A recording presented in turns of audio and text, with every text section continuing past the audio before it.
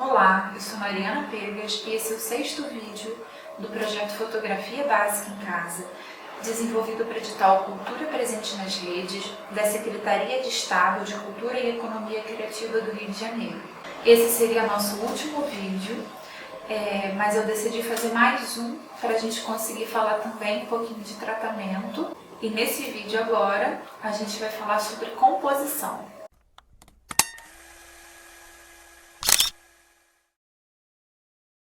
Tenho certeza que você que está assistindo já fez composição. Se a gente pensar amplamente em composição, a gente consegue trazer esse conceito para dentro da nossa fotografia.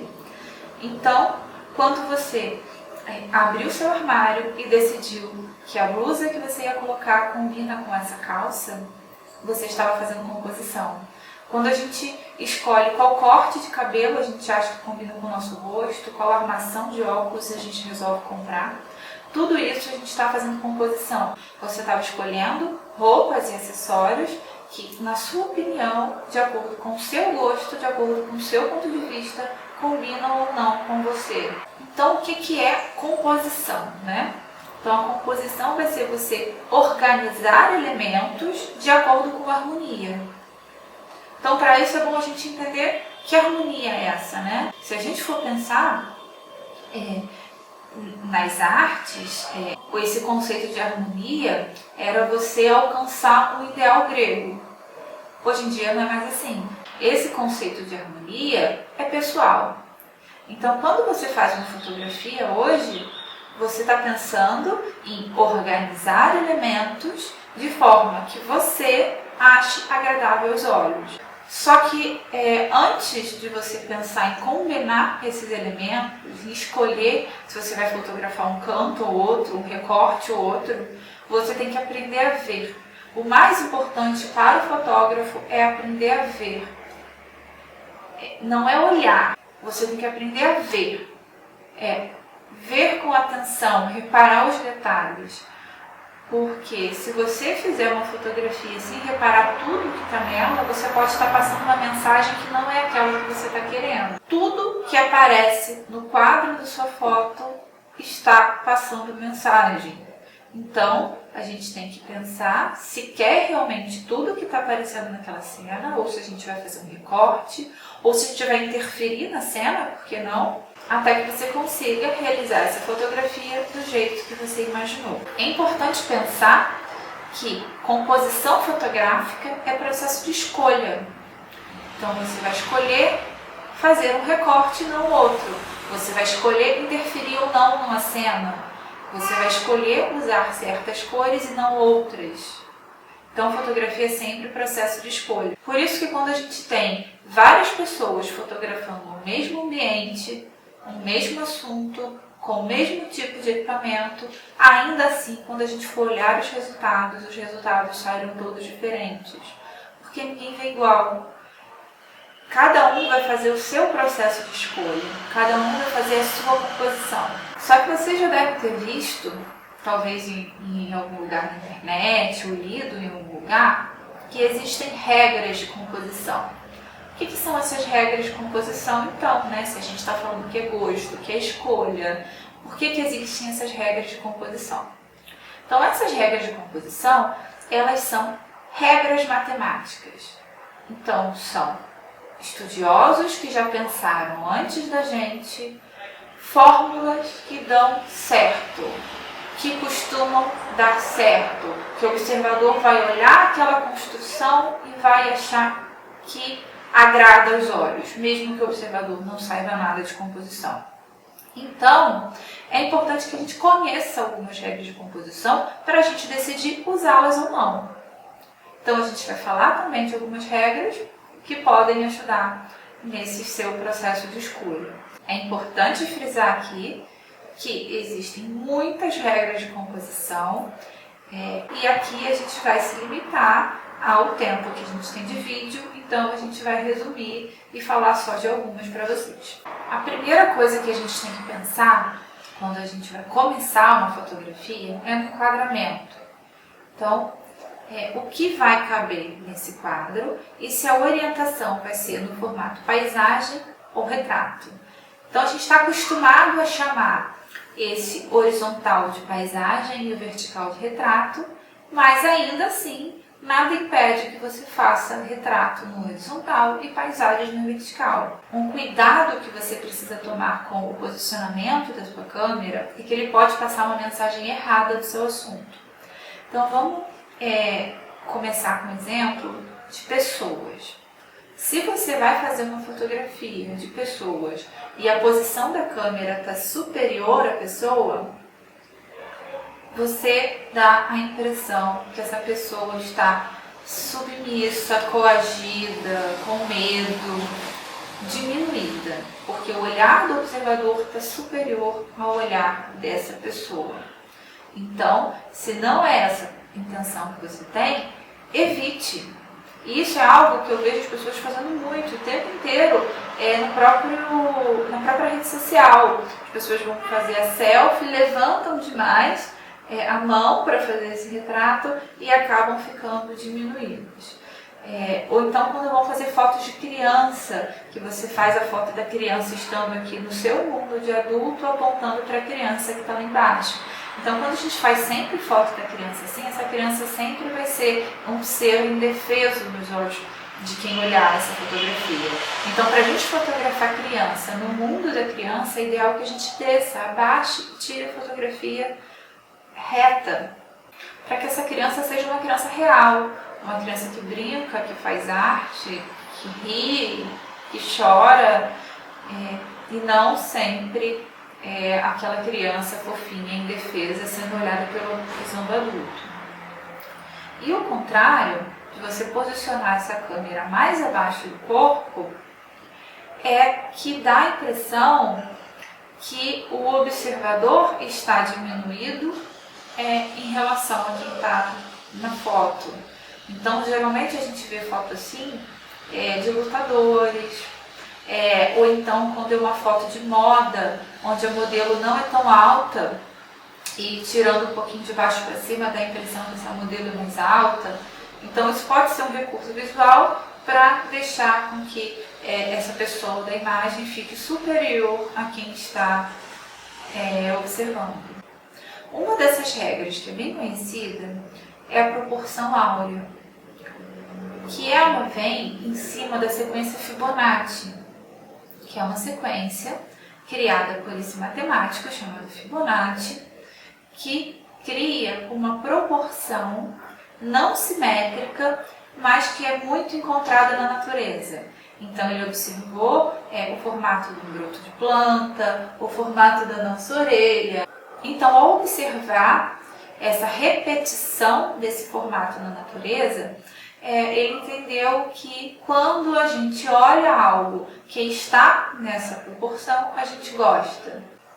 Isso foi trazido para a fotografia também. Então, quando a gente vê uma fotografia feita nessa proporção, a gente tende a gostar. Mas seria complicado a gente ficar pensando nessa sequência Fibonacci toda vez que a gente fosse fazer uma fotografia. Então, uma forma da gente pensar numa proporção e não ter que se prender tanto a essa Fibonacci, conseguir de uma forma mais simples, é a famosa regra dos terços. Então, o que é essa tão famosa regra dos terços da composição fotográfica? Você, na sua cena, você mentalmente divide em 3 terços, tanto horizontais quanto verticais. Quando as peças retas se encontram, elas criam pontos.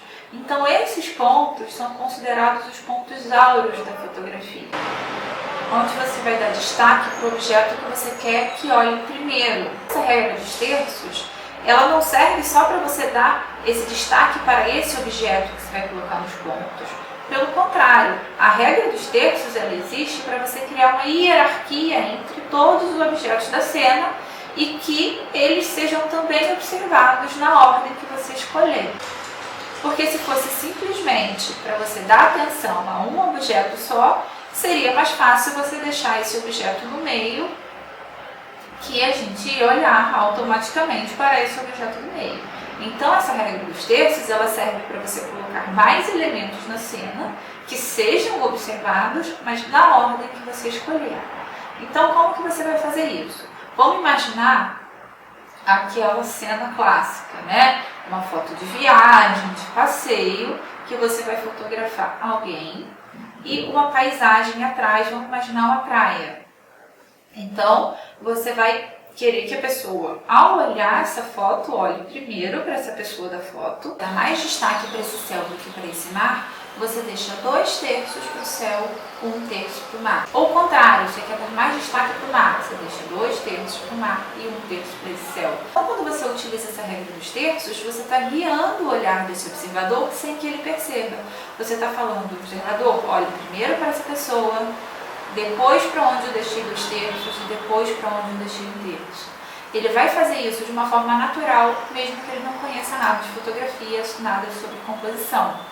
Porque isso é natural. Quando a gente tem a regra dos terços, a gente está criando essa hierarquia entre os assuntos, julgando isso é mais importante que aquilo do que aquilo outro, mas a gente está fazendo também com que a pessoa olhe para todos os elementos dessa imagem. Mas, por vezes, a gente vai preferir centralizar e dar uma importância total a esse assunto. Um exemplo é a fotografia macro de detalhe. Não faz sentido a gente fazer uma fotografia de detalhe utilizando a regra dos terços. Então, essas regras existem para que você escolha utilizá-las ou não. Algumas câmeras fotográficas e alguns celulares, eles já te dão a opção de você colocar na sua própria tela essa gradezinha da regra dos terços. Então, se você não consegue ainda visualizar essas linhas mentalmente, você pode utilizar essas regrinhas que aparecem na câmera para te ajudar. E essas linhas também que vão aparecer na câmera de vocês, elas podem auxiliar, inclusive, para você deixar o seu horizonte mais reto. Se você não tem total noção ou controle de segurar essa câmera retinho com essas linhas mais retas, você pode pegar uma dessas duas linhas e colocar na linha do horizonte para que essa fotografia fique mais certinha. Porque quando você tem um mar, por exemplo, e esse horizonte não está tão retinho, pode dar uma sensação ruim para esse observador, algo vai incomodar. A não ser que você esteja fazendo isso de propósito.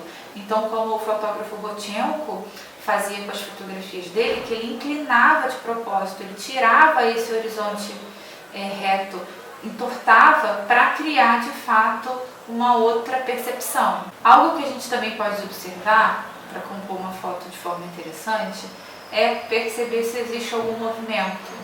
Então, quando existe movimento, a gente pode deixar espaço nessa foto para que esse movimento aconteça. Então, se a gente sempre fecha muito o enquadramento, a gente acaba limitando esse movimento. Agora, se eu estou fazendo um movimento daqui para lá e deixo um espaço depois desse personagem para que esse movimento aconteça, essa foto pode ficar um pouco mais interessante. Mesma coisa quando a gente está fazendo direção no olhar. Então, quando tem alguém olhando para algum lugar que não seja a lente, a câmera, é natural que o observador olhe para essa pessoa e procure o que essa pessoa está olhando. Então, se não tiver na foto esse algo que a pessoa está olhando, isso é legal, porque cria uma curiosidade natural do observador, acaba deixando essa foto interessante. Mas para isso é importante também que você deixe nessa imagem um espaço para esse olhar e não limite tanto. A mesma coisa quando a gente fotografa casal. Então, a direção do olhar do casal ela é muito importante, porque se eles estiverem se olhando, apresenta uma sensação de cumplicidade. Se os dois estão olhando na mesma direção, dá uma sensação de que eles têm sintonia, que estão no mesmo caminho, as mesmas escolhas, até um futuro. Agora, se na fotografia está um olhando para um lado, outro olhando para o outro, às vezes por timidez até, porque quem está posando não sabe o que fazer diante da câmera, acaba dando uma impressão de que esse casal não está conectado e que tem algum problema ali. Então é muito importante para quando você, fotógrafo, estiver dirigindo uma cena, você preste atenção em todos os detalhes, inclusive na posição, no olhar do seu modelo. Algo importante para a gente observar também na hora de a gente criar essas imagens são as linhas. Então, o posicionamento dos objetos e também a escolha do tipo de objetiva, ela vai intensificar ou não essas linhas presentes na imagem. Por exemplo, quando você tem linhas mais retas, você tem uma sensação mais de estabilidade. Quando você tem linhas mais curvas, você tem uma ideia mais de movimento. Ou então, tem a opção de criar linhas com perspectiva, com ponto de fuga, que é uma fotografia que já se foi muito feita, inspirada nas pinturas renascentistas. Então, quando você tem linhas nessa imagem, você tem que colocar o seu assunto principal sendo apontado por essas linhas. Então, um exemplo clássico que todo mundo já viu, que é a pintura da Última Ceia, do Leonardo da Vinci, onde ele colocou Jesus no meio, os apóstolos, e toda a estrutura de arquitetura que ele pintou no quadro criam essas linhas com ponto de fuga que apontam para a figura central, que era o mais importante da pintura. Então a gente faz isso na fotografia também. Então, se você tem um ponto de fuga central, por exemplo, você coloca essa pessoa ou esse objeto, algo mais importante da sua foto, no centro, para que ele tenha mais destaque. Então, quando você tira a foto com o celular, a grande angular já intensifica essa perspectiva com ponto de fuga. Mas esse ponto de fuga não precisa ser sempre central. Você pode escolher onde você quiser. Quem sempre faz uma referência a esse ponto de fuga central é o diretor de cinema Kubrick. Então, todos os filmes dele, ele colocou uma cena, pelo menos, com um ponto de fuga central, que acaba sendo uma referência direta às pinturas renascentistas.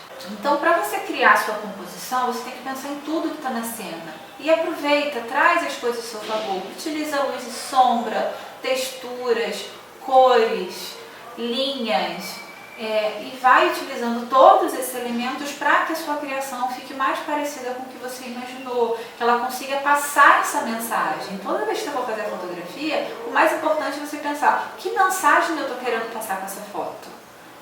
Então, quem quiser aprofundar o estudo nisso, eu indico que leia sobre sintaxe da linguagem visual e sobre a gestalt do objeto, que é a teoria da percepção. Isso vai ajudar, não são teorias específicas para fotografia, mas é algo que pode auxiliar muito na sua composição fotográfica. E quem tem dificuldade de combinar cores, tem muito aplicativo gratuito que te ajudam a pensar numa paleta de cor que combina, alguns aplicativos até de lojas de tinta, que aí você clica numa cor e ele te dá toda uma paleta que combina, porque saber combinar cor também vai ser muito importante para a sua fotografia.